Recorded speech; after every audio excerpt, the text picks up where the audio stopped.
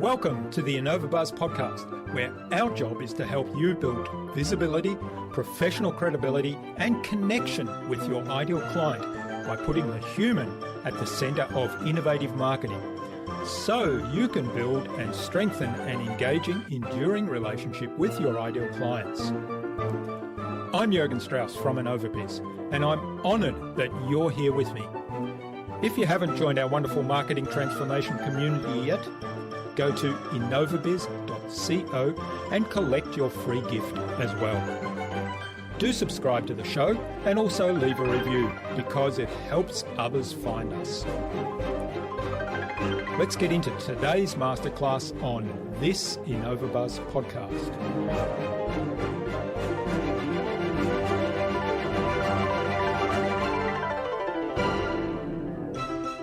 When there is a downturn, not all of your competitors will be positioned as such.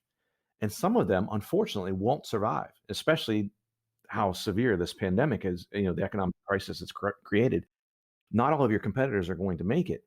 If we are in a position of strength, that provides an opportunity for us, because if they go out of business, now we have some market share that we may be able to help. We can help those clients that now lost their service provider, as well as if they're going out of business and they have trucks and they say, we're liquidating the business. We have trucks. Do you want a truck? And you can buy a truck for 30 cents on the dollar, 40 cents on the dollar, which creates a huge economic opportunity as you come out of the downturn.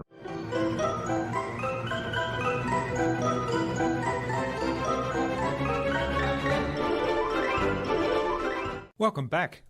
I hope you've had an awesome week so far. If you haven't yet listened to my recent conversations with referral coach and author of Radical Relevance, Bill Cates, and former lead solo pilot of the Blue Angels and developer of the Fearless Success System, John Foley, then do check them out. They're really worth a listen, but check out today's conversation first. I'm really excited to have on the InnovaBuzz podcast as my guest today, Ken Wentworth. Ken is an expert in cash flow and revenue growth. He's the best-selling author of How to Be a Cash Flow Pro and Pathway to Profits. He's host of the Mr. Biz Radio podcast. He's a strategic partner who works with business owners to help them operate more profitably and more efficiently.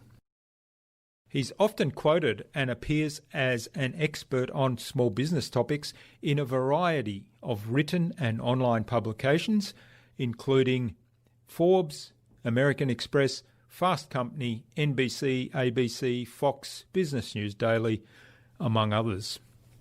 In our discussion today, Ken talked to me about how to keep track of your business cash flow in real time and shared some tips to improve it. He explained that keeping your key goal visible in prominent places and how that helps him focus. And we talked about why you should think like a 3-year-old. Without further ado then, let's fly into the hive and get the buzz from Ken Wentworth.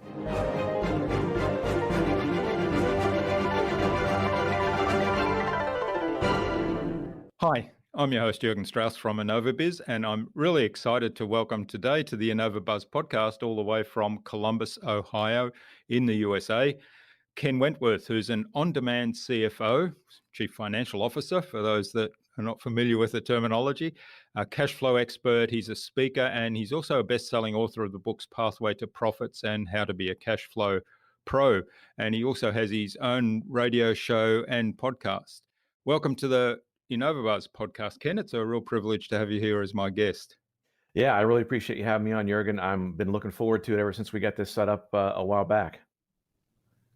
Yeah, great. And we got it set up through Dr. Gleb Tsipursky, who was our guest on episode 271 of the InnovaBuzz podcast. He suggested that we have a conversation with you, Ken. So a big hello to Gleb. Yes. Yeah, no, he's been on my show as well. And that's where it kind of all started. And that's when he reached out to me and said, hey, this is a show you might want to be on. So I think I would really appreciate him introducing us. Yeah. All right. Now, Chief Financial Officer on demand. But before we talk about all things finance and cash flow, I know cash flow is a big thing that you talk about a lot. Tell us a little bit about your background. Give us a whistle stop tour of how you got to where you are today and what shaped that journey. Yeah. So I started out, well, as a kid growing up in a small, 100%, almost 100% blue collar steel mill town in a small town in Eastern Ohio here in the USA. And I was the first person in my family that went to college to get a degree. And it's funny looking back at that. When I was in, I want to say seventh or eighth grade, as a young boy, I wanted to be like my dad. I wanted to do what my dad did. Well, my dad worked in the steel mill, and my dad kept telling me as a youngster, "You don't want to do this. Like this is not the thing." Well, my father worked in the steel mill. My grandfather, my uncles, like everyone in my family, all the males worked in the mill. So I thought this is what you're supposed to do. Well, when I was in seventh or eighth grade, my dad snuck me into the mill and showed me some of the unsavory parts of the job and and what it entails. And I think at first I, kind of thought some of the things were cool, but then he kept taking me to, more treacherous places within the plant and everything until finally I think I'm thinking back that he probably got the nonverbal, astonished look on my face that he was looking for. Then to Yeah. ask me, "Do you still want to work in the steel mill?" And I'm like, maybe not. And he told me back then, I'll never forget this. He said, "You want to have a job where you work with your brain, not your back." Because he said this job might be great when you're in your 20s, maybe even your 30s. It starts to catch up with you in your 40s and your 50s. You're miserable from the physical toll it takes. A lot of them are very labor intensive jobs in that. So went to school, got my undergrad degree. Actually came here to Columbus, Ohio for my undergrad degree. Got my undergrad in accounting. Got out of that and started working at a Fortune 15 company. I was very fortunate coming out of school. And so I worked at JP Morgan Chase for 20, let's just say 20 plus, Jurgen. We don't have to be super specific, right? Yeah. Yeah. I don't want to date myself too much. And worked there for 20 plus years, had a fantastic career, loved it there, great relationships. But I just had reached a point, and I had gotten to the top 3% of people in the company. There's 260,000 employees at the time, and I was in the top 3%. And I was about to be promoted to the top 1%. And it was ironically enough, Jurgen, at that meeting that when I left that meeting, I decided that I was going to resign. Uh, Mm. and I had just, Yeah. I had How did had, that come about? yeah. So I had two revenue generating ideas that within about a 3 or 4 month period had been shelved because of red tape, bureaucracy, a lot of the stereotypical things you hear about a large company. And I had experienced that in the past a bit, but I'd always been able to somehow manage my way through that. And unfortunately, at that time, I was at a level of the company where it was a lot more difficult to manage through through those hurdles. And it just after the second time, it was just very frustrating to me. And I thought, gosh, I know I could be making a larger impact. I know I could be helping more people. And this is proof positive to me that it's not going to happen here. So I need to figure out something else. And so literally, and I've mentioned this before, but I was on the 48th floor. I was in my boss's office in the 48th floor in Midtown Manhattan, New York City. And on the elevator ride from the 48th floor down to the first floor, because I was leaving the building to go to my next meeting, is when I decided I was going to leave. I was going to resign and leave. Now, I will say it's 48 floors, kind of long, and plus there's stops in between. So it's Yeah. probably sounds a little quicker than it was, but it still was to make a decision like that. It was still Yeah. pretty quick. And that's one thing. I've always been very decisive, and I make a decision, and I charge ahead. And so I did that. A funny side note to that piece of the story is I got to the airport in New York City. I'm sitting at LaGuardia, and I called my wife, and she said, "What's how'd everything go today?" And I said, Mark's going to promote me to be in the top 1% of people in the company. And she said, "Oh my gosh, that's fantastic. All your hard work." And I said, "And by the way, I'm going to leave." And she said, "Oh, you mean your plane's leaving? You have to get off the phone?" I said, "No, I'm going to resign." And there was a long pause at the other end of the phone. And my wife said, "Did you get to the airport early? Have you been drinking?"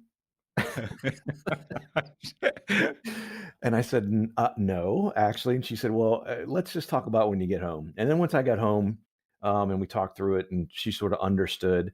And the funny part, and so my wife is a nurse, complete non-business, whatsoever. And she said, "Well, I understand what you mean, and I, everything you said makes a lot of sense." She said, "So what are you going to do?" And I said, "I have no idea."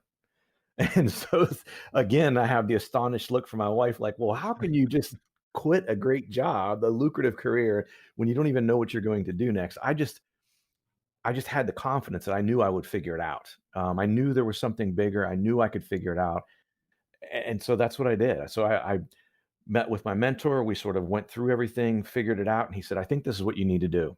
And I didn't even know what I do now as an on-demand or fractional CFO. I didn't even know what that was because I was so wrapped up in the corporate world. I was very naive to the small business world. And so once he explained it to me, it made perfect sense.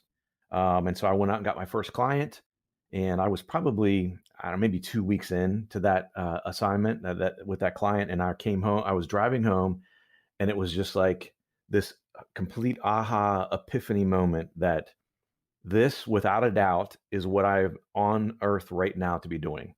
It was such a fulfilling, moment, and I mean, I absolutely love what I do. And it's that cliche of I don't feel like I work because I enjoy what I do so much that it's not work for me. I get out of bed in the morning and I'm not thinking, "Oh my gosh, I got to do X, Y, and Z." I think, "Holy crap, I get to go do X, Y, and Z," because I just Yeah. love it so much. So that's a sort of a long, probably Mm. answer of what you asked, but hopefully a little bit insightful.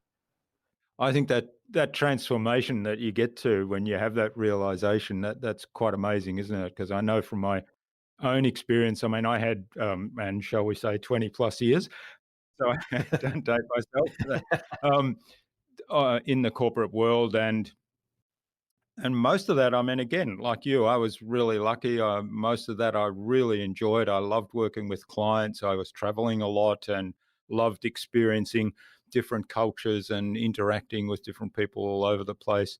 But probably the last couple of years, there were lots of things going on within the company, lots of politics barriers that were coming up that I started feeling, oh, this is like it's really tearing on me now. And I think, in hindsight, I think there was starting to be some value conflicts there. And I spent probably those 2 years transformed in a negative sense from the point of view of really excited to get to work when I got up in the morning to, oh no, I have to go to work today. I'd really rather do anything else. And at some point I realized I've got to do something. It was probably not quite as quick as a 48-story elevator ride, but I did come to the realization and then started heading out. So I think, it's a great story because I think the transformation when you suddenly realize this is what I'm here to do and I really love doing this, is great. And I should go back. So that decision was overall a quick decision right from the 48th floor. However, I should mention that I finished my master's degree in 2006. And I told myself then, so the company paid for me to do my additional schooling. And in order for me not to have to repay it, I had to stay there for at least 2 years. And so I gave myself then 2008, I have until 2006, I have until 2008 to decide what I want to do. And I've always had that desire, but I loved my corporate career so much. But even back then, I gave myself that 2 years. I said, "Okay, I have 2 years to figure this out. And in Mm. 2008, I'm going to resign and I'm going to go do my thing. I'm going to start a company. I'm going to do whatever." And then, as you all know, 2008, 2009, the economic downturn happens, and I got to do a lot of really cool things. I got tapped on the shoulder to clean up a lot of messes, which a lot of people say that doesn't sound cool. To me, it was cool. And so Mm. I got a lot of a great experience through that entire thing. So I just continued on. So while that ultimate decision was very quick, there was a lot leading up to it because here it was. That was in 2015 when I made that decision to resign. So it had been a long time in the works, frankly, but that was just sort of almost the proverbial straw that broke the camel's back. Like, okay, it's time now. I have to do this and I have to figure this out. Yeah.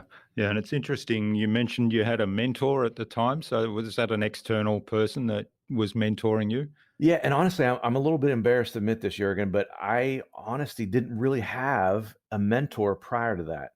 I Mm, I was a mentor to many people at JP Morgan Chase, but I didn't really have a mentor myself. I had a very close relationship with my boss at the time, um, but it wasn't really a mentor. And so once I started trying to figure out, well, gosh, what am I going to do next? And it just so happened I wasn't even looking for a mentor, although in hindsight, I should have been. It was a close friend of mine. It was his good friend's father, and he said, "You need to go meet with mm, him." And I was talking with him to explore some different opportunities in a commercial real estate space. Had nothing to do with mentoring or anything like that. We sat down and started talking through commercial real estate, and if that was a direction I wanted to go in, et cetera. And the funny part about it was he literally looked at me and said, he said, "Ken, you're too smart for this." He said, "You'll be bored. You don't want to work here. You'll be bored here." And so he said, "But I want to help you figure out what it is." And I mean, the guy is an absolutely fantastic person. So it sort of took me under his wing as a mentee and has helped me tremendously. And he was a super successful guy, but just without me even asking, offered up for him to be able to help me. And he's very good at it. And he's been extremely helpful for me as I've gotten into the second phase of my career and had some of these twists and turns as you have as an entrepreneur. He's been extremely helpful. mm, mm. Yeah. Well, I think there's great advice there for everybody. I think, having a mentor that gives an outside perspective and can challenge you in some ways, but also highlight things that perhaps you don't see, like the example of the commercial real estate, which obviously interested you, but he had a different Right. perspective and was able to kind of hold up a mirror in some ways. And honestly, I'll tell you, Jurgen, without his help, I I feel like at some point I probably would have gotten to what I do now, but it may have taken me 2, 3, 4, 5 years to figure it out, right? It would have taken me some wrong turns in the road and going down some detours to get there. He helped me get there much quicker because again, I had no idea what I do now was even a thing. I was completely naive to it. So he helped Yeah. guide me to that very expeditiously. So it helped accelerate that, this new phase of my career. So I'm extremely grateful for that. Hmm. All right. Well, let's talk about what it is you do specifically today and why you do it. Yeah, I mean, in a nutshell, and a lot of people say, fractional CFO, on-demand CFO. What is that? In a nutshell, what I like to tell people is I help business owners operate their businesses more profitably and more efficiently, which leads to them sleeping better at night. Everyone can relate to that, right? Mm. Yeah. As a business owner, think of it this way: a lot of business owners are really, really good at whatever it is they do, the product they produce, the services they provide. Even think of it, from a law firm. An attorney could be a really good attorney, but maybe they're not as well versed on the business side of things.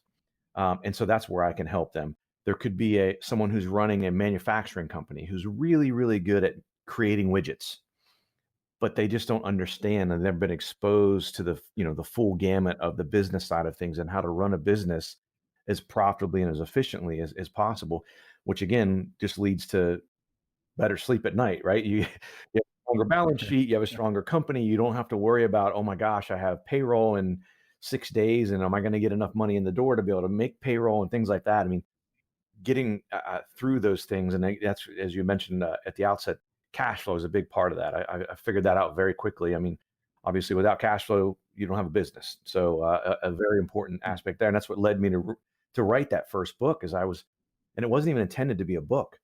As I was working with clients and gathering, I wanted to have basically a repository of all these cash flow tips that I had been providing for various clients. And so I just kept adding on to this document. And the next thing you know, it got to be pretty large. And my brother prompted me and he said, you basically have written a book. I said, no, it's not a book. And he said, you got to, because my intention was just to hand it out to clients as a reference tool, essentially. And my brother said, you gotta publish this thing. You gotta, get this thing out there. And I said, I don't even want to bother with it. Well, thankfully I listened to him. And I put it out there, and lo and behold, it became a bestseller. And just sort of by accident, I wasn't promoting it or anything like that. And that prompted me. It's funny, how success, as they say, success breeds success. So once and by the way, I should mention, Jurgen, I absolutely cannot stand writing. I hate to write, which sounds funny, right? But under the guise of success breeds further success, once that book was so well received, it made me, the wheels started to spin in my head, and I thought, well, I've got a lot more. Like I could, there's more there, right? There's more I should put on in print. And it made me think of, kind of the overall grand scheme of things and how I think about businesses. You want to be able to reach people. And it's almost like, I almost look at it, especially in the role that I have, it's almost like being an educator, right? If you're a teacher standing or a professor standing in front of a class, everyone in that class, different people learn in different ways and receive information in different ways. Some people have to be demonstrated. Some people have to be more hands-on. Some people need to just read it on their own. And so that made me think, gosh, I've been sort of closed-minded. So I do a lot of video content and things like that and share in that way. And obviously a lot of one-on-one things, but gosh, a lot of people may want to just have a book to be able to digest at their own pace and their own speed. And so that's another way I can help people and help reach them. Those folks that learn best that way, that's another way for me to reach them. So that's what prompted me to write the 2 books. And I've got a third book that's in draft form at this point that we'll release. We've probably got another 3 or 4 months of editing and things like with that one. But and then I have an outline of a 4th book that I'll be doing, but I'll give myself a little time in between here before I get that 4th one out. But yeah, and again, for someone who doesn't even like to write, here we are. So do you sit down and write these things, or how do you put them together? A great question, especially after I just told you I don't like to write, and you're probably thinking I must be insane. No, someone I follow on social media who is a marketing person, his name is Frank Kern, gave me this idea. So it's definitely not an original idea, but my hack to writing is that I will sit down with a topic, and I will outline. So if whatever the topic is, and then I will just brainstorm an outline of things I want to cover. And then I hit record and I do an audio recording of myself.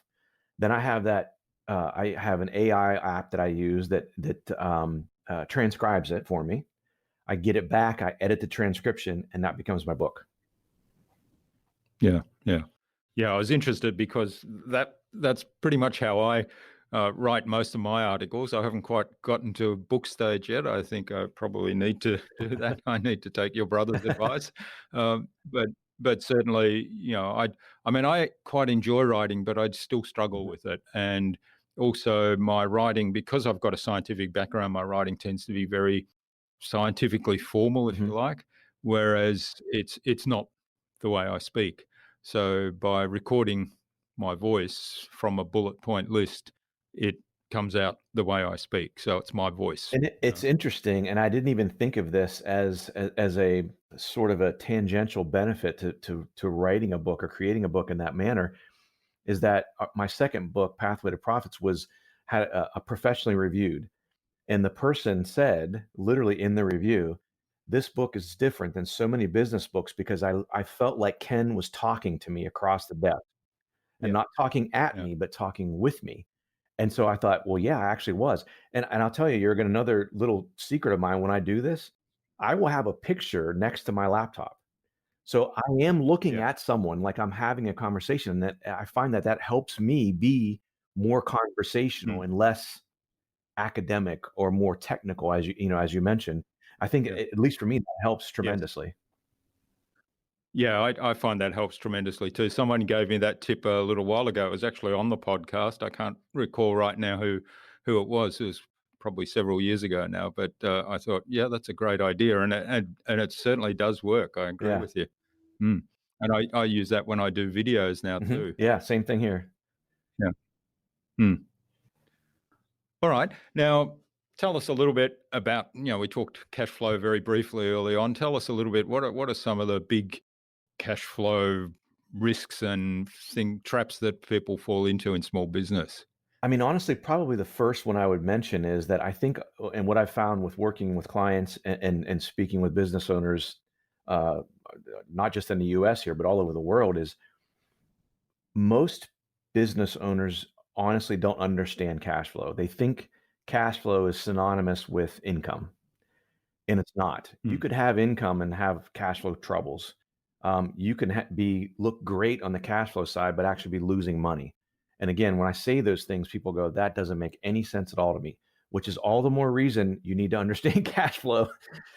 And the simplest way for me to describe it, and I think it's people have received this very well and said, "Oh my gosh, that makes perfect sense to me," is think of cash flow. Forget about earnings and revenue and all these other elements to it. Just think of cash flow as money coming into and out of your checking account.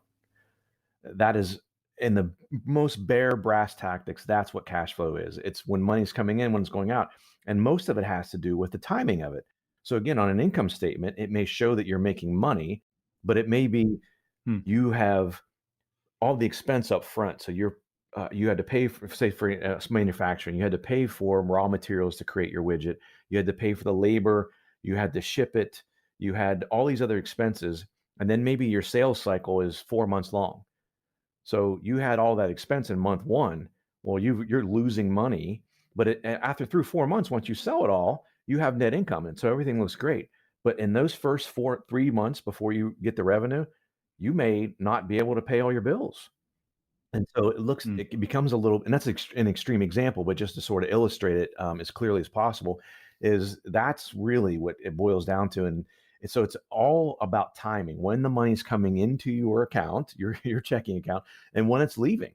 And so it really, when you break it down and simplify it to that level, I think that's when people can start to wrap their mind around it and say, oh, okay, so how can I get money in faster? And how can I delay when money leaves? I mean, essentially, that's what we're trying to do to optimize cash flow. And so there's a whole litany of ways to do that, of course. But in a long and short of it, I think, again, as I talk with business owners, they know that that's something they should know. But when I press them on, they'll, oh, yeah, I understand. And I'll say, okay, well, give me your understanding of how does cash flow work? And then I get some crazy answer that's, maybe not necessarily very accurate. And again, I think it's one of those things that people as owners know that they should know it, but they may not quite understand it. And they're embarrassed to even ask because they're thinking, oh my gosh, I Yeah. should know this. And I don't even want to ask. It's the basics, Yeah. right? Yeah. And Yeah. and I don't really know, so I won't embarrass Right. myself. Right. Hmm. All right. Well, in terms of cash flow, then what kind of things can people put in place to manage it?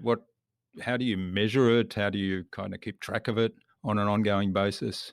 You absolutely have to track it. And it's funny, I've had more than one business owner, unfortunately, when I began to work with them, they would measure the health of their business, not only the cash flow, but the overall financial health based on their checking account balance. And I just Mm. mentioned that, right? But that's not all. Yeah, that doesn't give you a full picture. That does help with cash flow, right? Because Yeah. if you have the money or not, but that doesn't. You have no idea of anything else in your business if it's running efficiently and as profitably as it should be. So, um, measuring cash flow, and again, I tell people, of course, in the financial statements, there's a statement of cash flows. I'll tell you, Jurgen, even for me with an accounting undergrad and I have a master's in financial management, I don't even pay attention to statement of cash flow.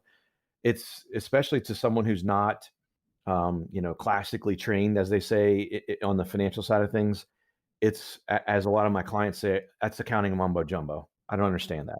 Yeah. And so more so, it's measuring. I mean, literally, with cash flow. Really, we do look at the checking account of the business and when things are going out and coming in, and then we break it down. So I'll take a month statement and I'll put the ins and the outs and the timing of them, day one, day two, day three, 30 days worth, and show them the fluctuation of their balance every single day. And all of a sudden that usually becomes sort of that epiphany, that aha of, oh my gosh, I never thought about it that way. So yeah, for the month I made $10,000, but days 10 through 13, I had a negative balance in my checking account.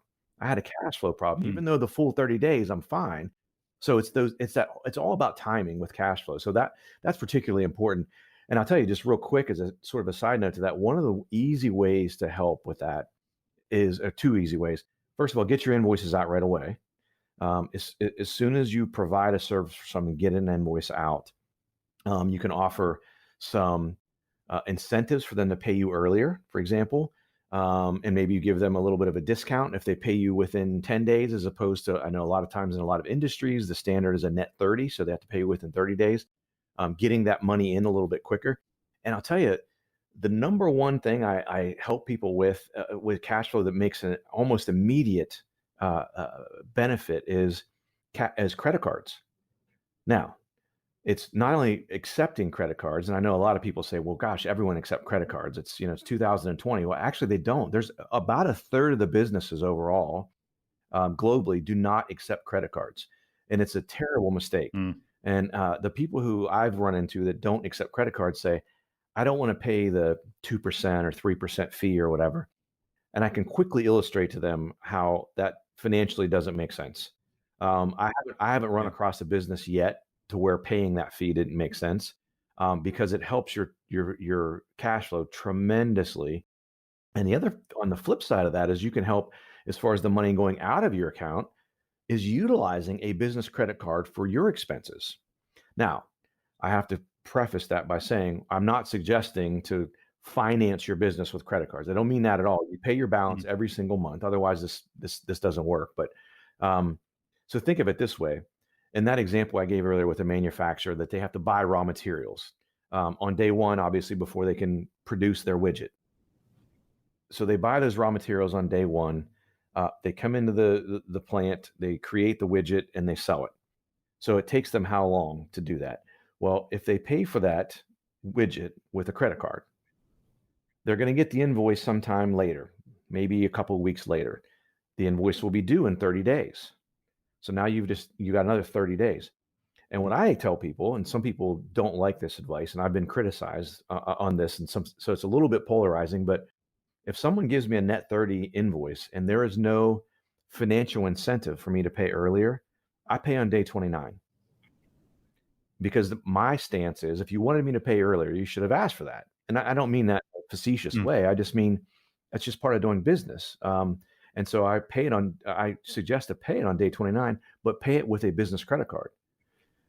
And Yeah. depending on your billing cycle, that may be another 30 or to 45 days out before you have to actually lay the cash, again, cash coming out of your checking account. So you've paid your invoice with a business credit card, but that has nothing to do with your checking account. You haven't laid any cash out. So in that scenario I just gave you with buying that raw material on day one and utilizing a business credit card, when you actually have to pay the balance, you could have anywhere from 60 to 75 days from the time you got the raw material on day one until the cash actually leaves your checking account. Now think about how powerful that is from a cash flow perspective. When, as I mentioned, it's all about timing. And so in those 60 to 75 days, you have likely created that widget, put it for sale, sold it, and got the revenue into your account. So now you've already got the money before you've actually paid for the materials for that widget. So that is a super powerful way. And then, as I mentioned, as far as accepting credit cards, people will pay you much quicker. Even when you have someone where, if you have a process in place where you're working on your accounts receivable, um, and someone's late, and you have a process where once they're one day late, right, day 31, someone in your company may work those and make phone calls. Think about how easy it is to say on the phone call, Jurgen, we have an invoice here. I just want to let you know you're a day late. If it's convenient for you, I can just take a payment via credit card right now over the phone, and we can just make this go away. The Yeah. vast majority of the time, people go, oh my gosh, I completely forgot. Yes, let me give you a credit card, and it's done. As opposed to, Mm. oh yeah, I'll get it. I'll send you a check, and then they may forget again, or they delay a couple of days. They finally send the check. It takes a couple of days to get to you. again, speaking of timing, you've now delayed it even further, right? You've added another, I don't know, 4, 5, 6, 10 days to the process. Whereas you take that payment with a credit card, boom, you got the money instantly. Everything's taken care of. You don't have to continue to follow up with that account. So a whole bunch of different ways and advantages to benefits to using those. But that's one of the absolute things that someone can implement right away and have a massively favorable impact on their cash flow. Yeah, well, I certainly use credit card exactly the way you describe it. One of the things that I find challenging, though, and I'm interested to get your advice on this, is so I've paid all my bills on time. I tend to do exactly what you say. If it's 30 days, I'll pay it on day 29. Actually, I follow Mike McCullowitz's principle. So I have my bill payment days on the 10th and the 25th. So I look at what's due in the next 14 days. And I'll pay that on that particular day. But what I find a little bit challenging is keeping track of how much debt do I have on my credit card that needs to be paid off when the credit card payment date is due, and how do I kind of keep the cash flow balance at a level that's always covered. Yeah, and it's a great question, and it's an important aspect to this whole strategy, frankly, because as I mentioned, if you get to a point where you just go crazy and you're charging everything on a credit card and you're not paying attention to it, it becomes due and you don't have enough money to pay it. Again, you've defeated some of the benefits and mitigated some of the benefits of this whole strategy. So what I suggest for people is most businesses have some recurring expenses that happen every month that are mostly fixed. You know that your XYZ bill is roughly $250 a month. Now, as it comes in and you pay it with a credit card, you can see it. Was it 250 or around 250? Okay, I'm going to be fine. I know that. So really, what I do with my clients is we sort of strategize and say, okay, we're going to pay these 12 different expenses with a credit card. Now, we know those expenses on a given month should be at, let's say, they're $20,000 for those 12 things. So now we know it, as long as we're kind of within a reasonable tolerance range for each of those individual expenses, we know when the bill comes, it's going to be around $20,000, which we know we can afford in this example. And so that's the easiest way to do that without having to, of course, there's ways, I mean, you can go out and look. I mean, things are so much easier now than they were a gazillion years ago as far as going out and looking at with your bank's app or going online and looking at your bank. But from an efficiency perspective, that doesn't make a lot of sense, right? You don't want to go out and keep checking that and you drive yourself crazy. Yeah. So that's what we do is we kind of strategize and say, okay, these 12 bills that we get on invoices that we get on a regular basis, we're going to do those. And then as we go along, we may add more to the mix, but we kind of know generally those things we charge what they are. And then as we pay them individually, we make sure that it's around where we expected it to be. And if not, you need to make a note somewhere, somehow to say, hey, I'm running about, $600 over what I expect for the month. Is that okay or not? And the other side benefit, and I'm sure you're going to mention this as well, Jürgen, especially if you utilize this strategy, is think of the benefits you get, the rewards, right? This is a completely side benefit to the strategy. But so, for example, I had a client, this has been a couple of years ago now, but he ran a small remodeling company. And so he would spend about $400,000 a year on materials for jobs.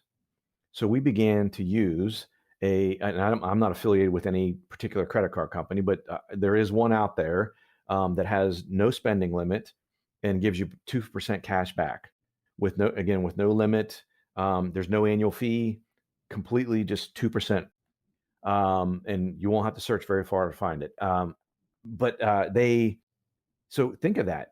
$400,000, he gets a free $8,000 every year just by using that credit card, and it helps his cash flow, and he gets $8,000.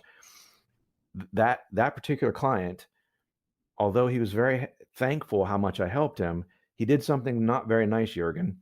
He took that $8,000 and he took his wife on vacation to Hawaii. I didn't know that. I just knew he was going on vacation. He sent me a picture from the beach, and he's holding a beer in his hand, and you can see the ocean in front of him and sand. And he said, "Thanks a lot, Mr. Biz. I use my rewards for this." I'm thinking, I told him, I said, you better bring me back one of those T-shirts that say, "Mr. Biz helped me get this," and all he got was a stinky, crappy T-shirt, or what, however they. Yeah, yeah. Yeah, that's great advice. I'll have to go and look for that. Certainly, yeah, you can utilize the rewards, and here in Australia, it might be slightly different. I know some of my credit cards, my personal one certainly has some really good reward system, and that works quite well for me Mhm. too. All right, now, I mean, as we're talking at the moment, we're in the middle, hopefully on over the peak of the COVID pandemic crisis, and maybe coming down into the valley of after Yep. COVID, but who knows? Um, so, what's been your experience in terms of the impact of the on the economy of the COVID pandemic and the shutdowns that we've had, and how that's impacted businesses, and what they can do to be more resilient, particularly around the area of cash flow, when they've probably lost business in various ways. Yeah, no, I think, and who knew at the time? And again, of course, I'm not a scientist and didn't know anything about any of this stuff, but I hope even just globally that we've all, government leaders, et cetera, have learned from some of this as far as the absolute detrimental impact that financially this has had to the economy. And maybe perhaps if this happens again, something similar to this, that we have maybe learned from this and some of the trials and tribulations Mm. we've experienced globally, and maybe have a better approach next time. I'm really hoping that a lot of our leaders around the world are considering those things. But I'll tell you, and this isn't a very popular answer, Jurgen, but I'll say, and I don't mean this to be self-aggrandizing or anything, but I began last year in 2019, in May and June of last year. I began, and when I did it, my clients were like, "What are you talking about?" Preparing for an economic downturn. Now, of course, I had no idea a pandemic was coming. I just knew that Mm. economically, the business cycle, we've been on a bull run for a long time. And I wasn't being pessimistic or negative. It's just that's how the business cycle works. We're going to take a dip, we'll come back up. It's just how it works. And so I began really focusing on positioning my clients. So, and I was positioning them for July 1st of 2020. I said, I don't think an economic downturn will occur that quickly, but I want to be conservative and I want to be ready on July 1st, and we'll be good. And I had a whole set of assumptions around it. We'll have an economic downturn. It'll last approximately 24 months. And so what do we need? And so I stress tested the numbers with each one of my clients individually back then to say, okay, so your business does X, Y, and Z. If we had a 30% reduction in revenue, what kind of levers can we pull on the expense side? Right? Which things are not fixed and that are variable that we can change, and we could, adjust as need be. As revenue begins to dip, we can also lower our expenses. And then where do we reach the sort of the point to where we're down to fixed expenses, and so now we have a problem, right? We have less revenue than we have fixed expenses to pay each month, and began positioning them for that. So again, the reason I say this isn't it's very popular with my clients because they were very happy, not happy, but when the pandemic hit, they said, "Oh my gosh, thank goodness." And it's Mm. funny, one of my clients literally last year called me paranoid when I said, "I want to start talking about this in position." He said, "Oh my gosh, you're being paranoid. Everything's great." Mm. Well, he was the first one to say, "Oh my gosh, thank goodness you were paranoid," because we positioned ourselves in a position of strength. And as a matter of fact, that client who has a service business, he has a chimney sweep business. um, you know, One of the primary ways we grow that business, obviously, is having more additional service trucks on the road. And this is exactly what I told him back then. So I look really good now. Some of it's just luck, right? But I told him back then, I said, I want to make sure we're positioned, because when there is a downturn, not all of your competitors will be positioned as such. And some of them, unfortunately, won't survive, especially how severe this pandemic is, the economic crisis it's Mm. created. Not all of your competitors are going to make it. If we are in a position of strength, that provides an opportunity for us, because if they go out of business, now we have some market share that we may be able to help. We can help those clients that now lost their service provider, as well as Mm. if they're going out of business and they have trucks and they say, we're liquidating the business. We have trucks. Do you want a truck? And you can buy a truck for 30 cents on the dollar, 40 cents on the dollar, which creates a huge economic opportunity as you come out of the downturn, right? And so that's exactly what we've done. And it's, you could have sworn I wrote the book, because that's exactly what happened. He's based in Charlotte, North Carolina, here in the U.S., and he's the top chimney sweep person in the global or the large area around there. His number 2 competitor already with the pandemic is throwing in the towel. He was not positioned for it. Way too much debt, over leveraged, and that's exactly what happened. He called my client and said, "We're going out of business. We're going to liquidate. Do you want any of my assets? I'm trying to monetize some of my assets." And we got a truck for about 40 cents on the dollar, because he said, "I just want to get rid of it." And so we'll have that opportunity to seize that market share. So my long answer to your question, Jurgen, is the key part is to make sure you've positioned your business financially that you're ready for this. Trying to, and a lot of business, unfortunately, have found this with the pandemic, is trying to make those changes when it happens, especially in this case, because the downturn has been so severe. For a lot of businesses, it's too late. I hate to say that. It pains me, the number of businesses that are going to falter, not just in the U.S., but globally, that just weren't ready for this. I think things were so good economically for so long, is that, frankly, I think a lot of owners got, for lack of a better phrase, fat, dumb, and happy of, hey, it's always going to be this way. We'll always have boom times. And they didn't prepare themselves for a downturn. And so, they're paying the ultimate price at this point for that. So my answer to the question is you got to make sure you're ready for it. You got to be ready ahead of time, because again, it's something this severe. It's very difficult to try to turn that massive battleship around. You just can't do it quickly enough when it's something this severe. Yeah, so that it really highlights that contingency planning is so important, isn't it? And you've given us a great example there of what kind of things you might consider in building that sort of contingency plan.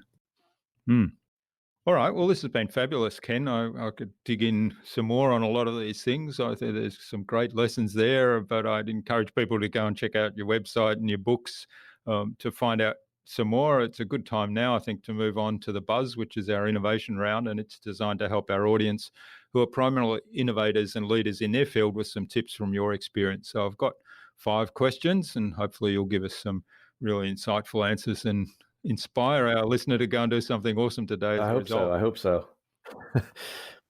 So what's the number one thing you think anyone needs to do to be more innovative? To be more innovative, I have an answer that I truly believe, but when I say it initially, it's going to sound probably a little funny. Is I think that we all can use a dose of thinking like a 3-year-old. And what I mean by that is, think about a time, probably can't remember when you were 3, but think about, as an adult, 3-year-olds you've been around, and how absolutely inquisitive they are, and how they have no boundaries. They don't know what, we as adults start to put fences around, or they just know endless possibilities, right? And so I think putting yourself in the mindset, and again, it's not the easiest thing to do, but thinking like a 3-year-old. I have an advisory council with my businesses, and we literally, every time we have a meeting, we have a section of the meeting that's called Think Like a 3-Year-Old. Because really thinking of the endless possibilities that are out there, and you really have to challenge yourself, because again, especially as you get really ingrained in your area of expertise, it's so easy to get that tunnel vision that really begins to limit all of us and hinders our innovative abilities. Yeah, great advice. I love the calling it Think Like a 3-Year-Old, because it kind of makes it a game, and it makes it okay, because one of the things I know about 3-year-olds, and I can remember when I was a young fellow, I can vaguely remember some things from being a 3-year-old myself, but I can remember when I was maybe 10 and so, and had 3-year-olds around me, and family and extended friendships. And I remember the one thing about them that stands out for me still today is why? And I stop asking why. And that's exactly what I mean. And that's right. was thinking originally, I was like, is it think like a 2-year-old? Is it a 4-year-old? Is it 3? And I'm like, I think 3 is about the right spot of the endless questions of why, which is Yeah, perfect, yeah. is perfect. And so when we have that Mm, section, when we have an advisory council meeting with my businesses, that's what we do. And so someone will say, well, I got an mm, idea. What if you did this? And I'll say, why? And someone else will say, why? And so we yeah. end up, it spurs, I think, at least for us, it spurs that innovation to Mm. continually question why and to think about, again, to really force you to be more innovative, I think. Yeah, well, we have this method that we use based on the 5 whys method. I can't remember now where it actually comes from. I can't claim credit for it, but we certainly use it. And I have to be really careful when I apply that to somebody if I haven't told them beforehand, here's what we're going to do, because they think you're being a Right, pain, right. up to the second why. So that's why I like the idea of calling it a think like a 3-year-old session, because it gives you permission to ask why as many times as you Yes, want. absolutely. Hmm, Great. Well, what's the best thing you've done to develop new ideas? Uh, the best thing is probably what I alluded to is our advisory council, and we have that. And so I would tell everyone. So not just that we have that think like a 3-year-old, but having an advisory council, I think, is extremely important. And I found this in working with business owners. Um, and sometimes I feel like they don't have it because honestly, there may be a little bit of an ego there, thinking that I don't need an advisory council, I got this. But what I think is very important is two things with an advisory council. Number one, you have to have regularly scheduled meetings. It's too easy to get too busy and not have it. Oh, we're going to have one next quarter, and next quarter comes and goes. Everyone's busy. It never happens.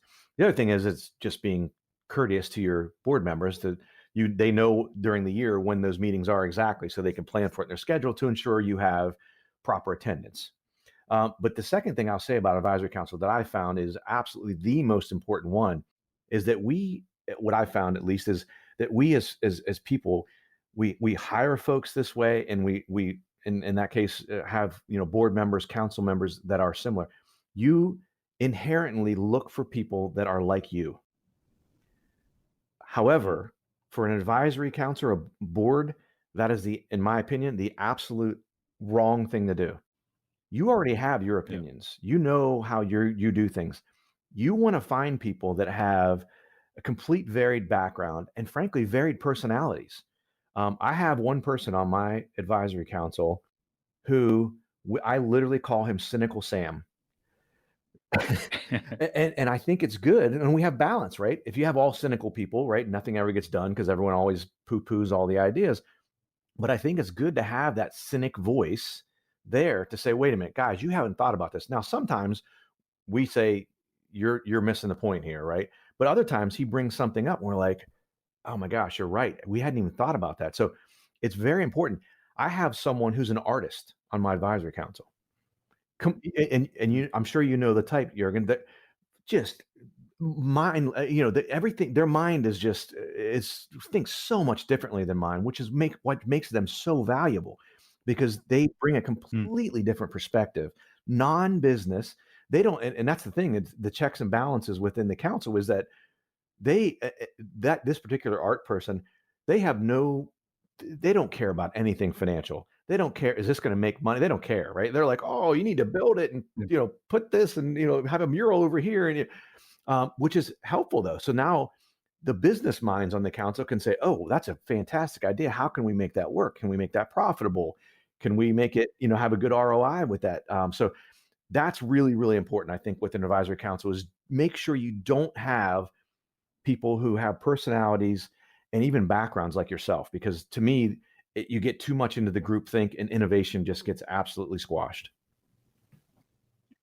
Yeah, that's great. I love that. And it comes back to what you're saying earlier with the think like a 3-year-old being really Mhm. expansive. So you've got so many different perspectives bringing in ideas that are a lot more expansive than if everybody was the same or if you were just operating on Yeah, your own. absolutely. Hmm. All right. Now, do you have a favorite resource that you use most often? Um, yeah, for as far as and especially productivity, I have a resource I use that is I honestly haven't found another resource like this. So I've used CRM systems, customer relationship management systems in the past, but I stumbled upon one about 4 or 5 months ago. I guess it's been now. So around, yeah, it was around the end of 2019. It's a CRM system, but it's like it has all the bells and whistles of a CRM system, and it also has a project management element to it. So for me, Mm. when you combine the two of those, because I've used project management systems and I've used CRM systems, and sometimes they don't talk to each other very well. Yeah, This yeah. particular system, and it's called Pulse, is what it's called. I think the website's thepulsespot.com, and it's very inexpensive. And it is absolutely fantastic. Like I said, it's got all of the awesome parts of CRM as well as project management, and obviously getting those two to talk together is huge. There's even aspects to it, and it's not as strong in this area, but it even has aspects of marketing to where you can see different campaigns you've used with folks on the CRM side. Who has seen what, who hasn't seen what, as far as in your advertising or maybe your email offers and all that kind of stuff. It's fantastic. And I want to say Mm. it's less than $100 US dollars. I think it's even like maybe $50. Very inexpensive. Oh my gosh, it pays for Mm. itself in the first, I mean, 2 days of the month. It's already paid for itself because it saves me so much time. Yeah, yeah. That's fascinating. I'm not familiar with that one, so I'll have to go and check it out. Yeah, but you're right. That's always been something that frustrates me. Still does. Having the project management system not talking to your CRM, and having to kind of figure out some hacks to do that, and then you've got all these manual things you have to do and keep track of, and inevitably some things fall through the cracks there. Absolutely. Yeah, no, that's Mm. why when I stumbled onto this and I saw, and I can't even remember, I think a colleague of mine sent it to me and said, "Hey, you got to check this out." And as I recall, I went to the website and it claims all these things, right? Oh, we do this and we have that. And Mm. I thought, okay, I've I've been there before, right? And then I got Yeah. in and actually got a little more interested and saw. I think they had a couple of videos that demonstrated some things, and then I scheduled a demo with the company, and they started walking me through this, and I'm like, wait a minute, you mean I can do this and this and this? And they're like, oh yeah, everything's all integrated. I'm like, sign me up. Take my credit card. Let's go. Yeah. Yeah, great. All right. Well, speaking of CRMs and project management, what's the best way to keep a project or a client on track? The number one way, and I use this with myself, as you mentioned, with projects, even goals, is creating the proper level of accountability.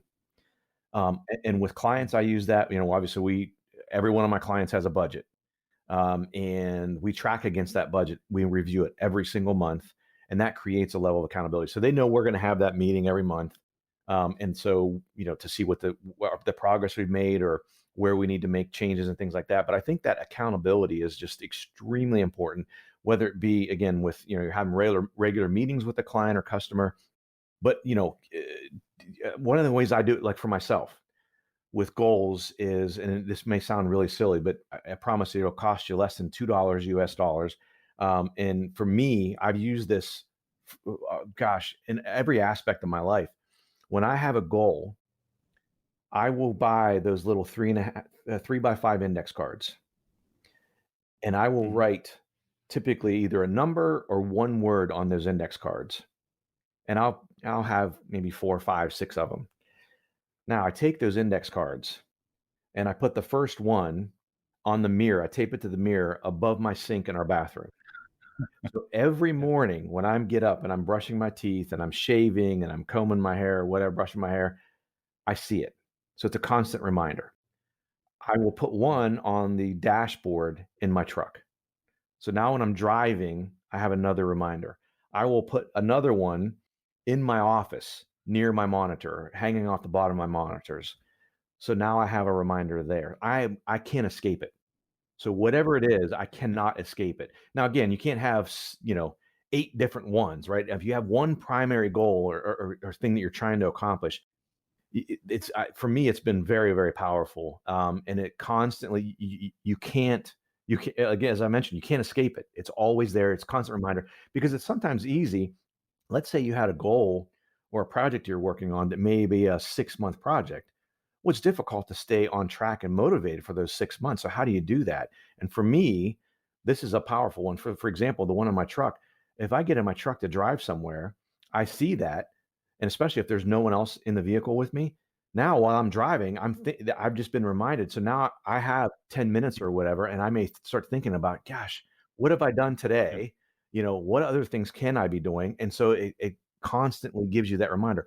While you are in the morning mindlessly brushing your teeth, you see it, and the same Mm, thing happens. It creates innovation, frankly, mm, in the lowest common form, in that you start to think, at least for me, is again, what have I done to achieve that goal? What can I be doing? Again, those times with you're inefficiently doing something or something you have to do, you can sort of multitask while you're brushing your teeth and thinking about that. So that absolutely has been super powerful for me. I used it when I was a competitive power lifter and set world records and things. I would put the record amount, the weight on a card and mm. have those around everywhere as I was training towards that next competition to set that record. So massively powerful for me. Yeah, yeah.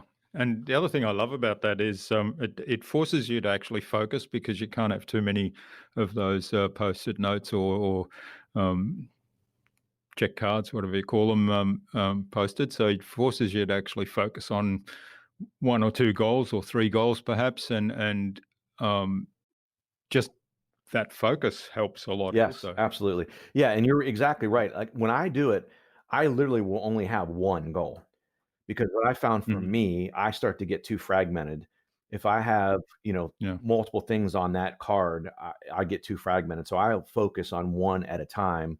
And that's my main primary goal for that. And so sometimes what I'll do, if you have, let's say, three that you're focusing on or you want to focus on, is think of the next 30 days with the first project. What do you need to get done to really mm, get this thing going in the direction you need it to?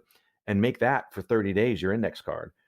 Then once you've accomplished mm. that and that thing is going along and going well, now perhaps you can go to the second project and say, okay, what do I need to do for the next 30 days to make sure this thing has success and it gets legs? So, I mean, when I have multiple things, that's typically the way I approach it.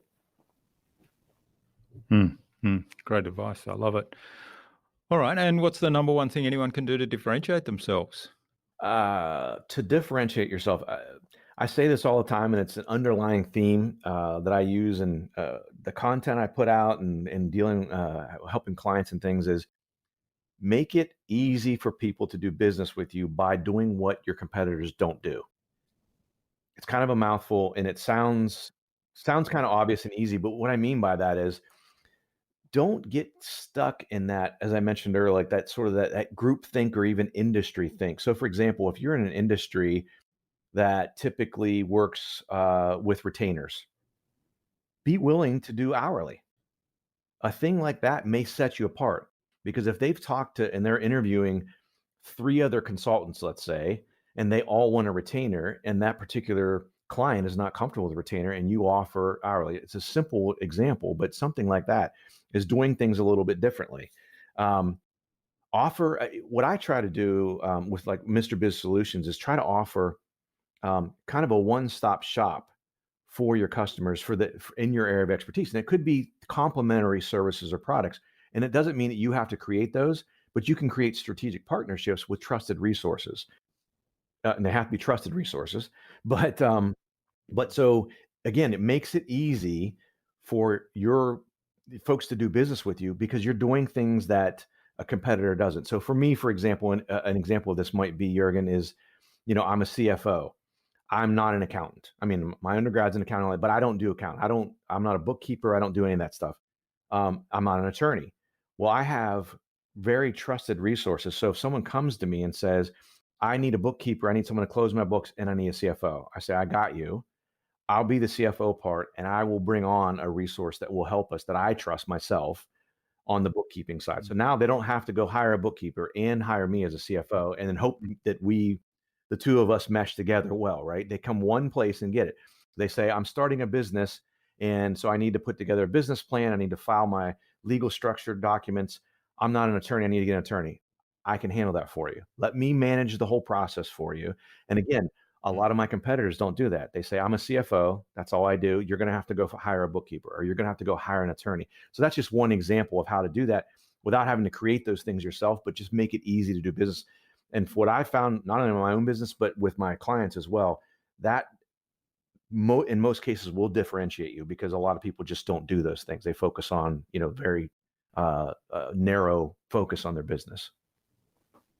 Yeah. And I think it's a really good point to focus on making it easy for people to do business with you. And we talked earlier about the pandemic. I've had quite a number of experiences now during the shutdowns where it's become a nightmare to do business with some people, because they were so reliant on the in-person contact.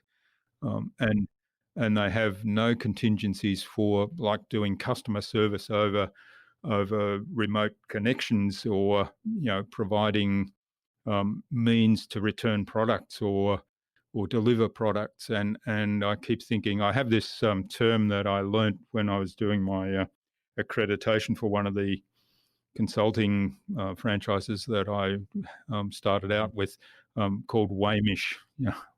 Why are you making it so hard? Okay, I love it. Yeah. And I keep thinking Wamish so Yeah, often. absolutely. So yeah, make it easy to do business with you. It's very Yeah, powerful. and so even tying back into what I was talking about earlier with credit cards, that is another example of it. It's make it easy for people to pay you. If you have cash flow problems, make it as easy as possible for someone to pay you. If they can click a couple of buttons and pay you, gosh, that's so much easier than having to write a check and put it in the mail or anything like that. So again, make it easy for people to pay you if you want to help your cash flow as well. So, but I love that Waymish. That's great. I like that a lot. Yeah. All right. Well, thanks, Ken. This has been fabulous. Now, where can people find out more about you and learn about your books and the work you do, and maybe even reach out and say thank you for what you've shared with us today? Yeah, I would honestly encourage everyone. I put out a ton of free content on social media. I have a YouTube channel, Mr. Biz. On Facebook, you can follow Mr. Biz Solutions. We cover a ton of stuff there. Look me up on LinkedIn. I'm on Twitter, Instagram. You can find me on all those different places. The books are on Amazon. Yeah, if nothing else, follow me on social media and just eat up all the free stuff that we put out there, when the videos and all that kind of stuff. And like an old school DJ, I take requests. So I do a lot of videos, and so I literally, people will reach out and say, "Gosh, I'd love for you to do a video about fill in the blank." Right? I'm having difficulty hiring folks, and how can I, give me some tips on hiring folks. What are the best ways to do that? Things like that. And so I'll take requests and do a video. Hey, so and so reached out, and so this video is for you, but hopefully it benefits everyone. So yeah, definitely follow us on social media and take advantage of all the free stuff. Great. Yeah, and I love the taking requests. I mean, that's a wonderful way to generate content when, often I get people asking me, well, what do I write about if I'm writing a blog post or doing some video or podcasting? And I say, well, what do people ask you? What are they asking you questions about? Absolutely. Because they're wanting answers. So that would be the first place to go. Yeah. I love the requests. Yeah. All right. Do you have some parting advice you'd like to leave our listener today, Ken? Honestly, the one thing I would mention that we haven't talked about is that, and I'll be brief, I promise, Jürgen. So my 3 pillars of financial success for businesses, and those are cash flow, which we've talked about that, right? But you got to get your cash flow right first. The second thing is budgeting. I require anyone who wants to work with me, you have to have a budget. If you don't want to have a budget, then we can't work together. That's how powerful they are. And then the third one is pricing. And pricing, it sounds obvious again, because folks say, oh, well, my pricing is good. And I'll tell you, I've never yet worked with a business where we were not able to make changes and optimize their pricing. And I don't mean going in and saying, oh, you need to raise all your prices. I don't mean that at all.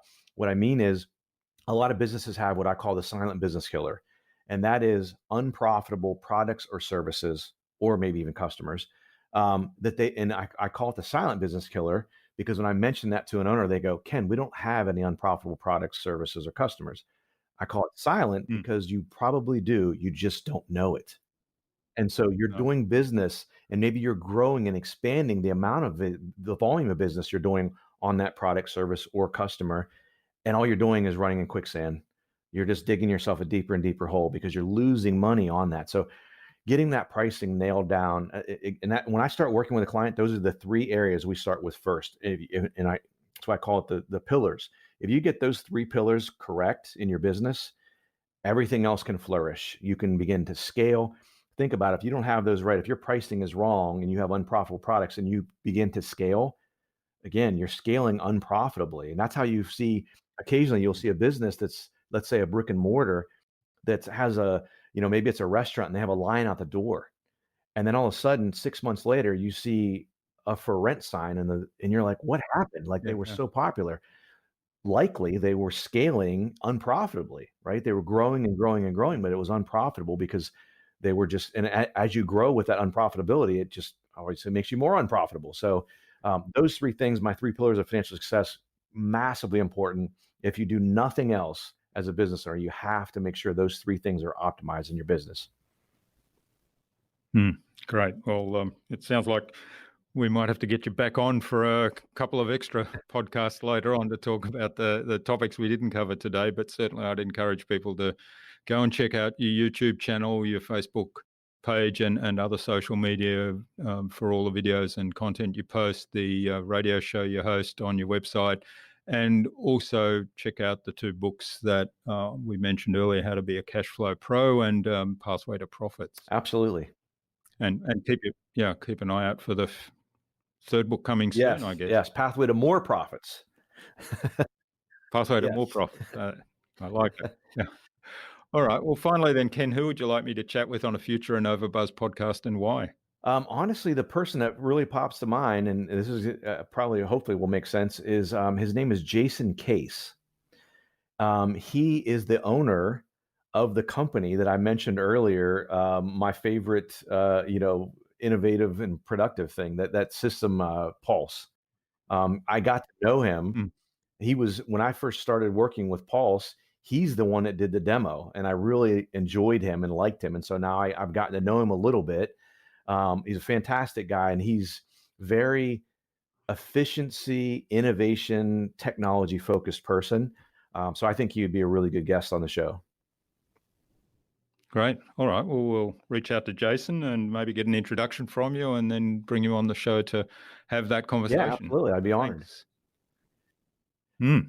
Well, thanks for sharing your time and your insights and your wisdom so generously with us today, Ken, on the InnovaBuzz podcast. I really appreciate this. I've learned a lot about your journey, about cash flow and some tips that you shared with us. I think there's a lot there, and looking forward to continuing this conversation. We might have to get you back for some additional discussion around the budgeting process and also the pricing. I think the pricing one is probably a big topic that we could spend quite a bit of time on, and even the budgeting one. Yeah, definitely, absolutely. Well, no, I really appreciate you having me on. I had a great time, and I hope that this was helpful for everyone. All right. Well, thanks. All the best for the future, and let's keep in touch. All right, we'll do. Bye. Bye.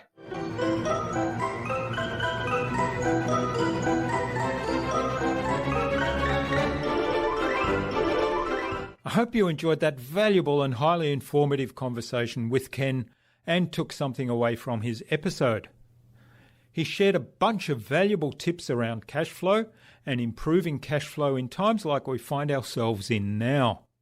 I also love his advice of make it easy to do business with you. I'm curious to know what you took away from Ken's episode. Leave a comment below the blog post, which you can find at innovabiz.co/Ken Wentworth. That is KenWentworth.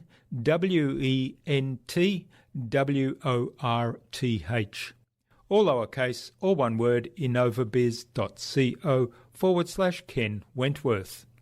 You'll also find contact information for getting in touch with Ken there, as well as links to the Mr. Biz Solutions website, his books, his social media pages, the Mr. Biz radio show, and the other resources we spoke about in today's conversation. Ken suggested we have a conversation with Jason Case of Pulse CRM on a future InnovaBuzz podcast episode. So, Jason, keep an eye on your inbox for an invitation from us to the InnovaBuzz podcast, courtesy of Ken Wentworth. Tune in again to the next episodes of the InnovaBuzz podcast, where we've got even more fantastic guests lined up, including empathy expert Dr. Mark Goulston and copywriter and content creator Christina Torres. Thanks for listening to this episode. Make sure you subscribe to the show to be reminded of new episodes. It's free to subscribe. Leave a review if you like. Even if you don't like me, I'm okay with that. I'm asking you to leave a review because it helps other people find this show.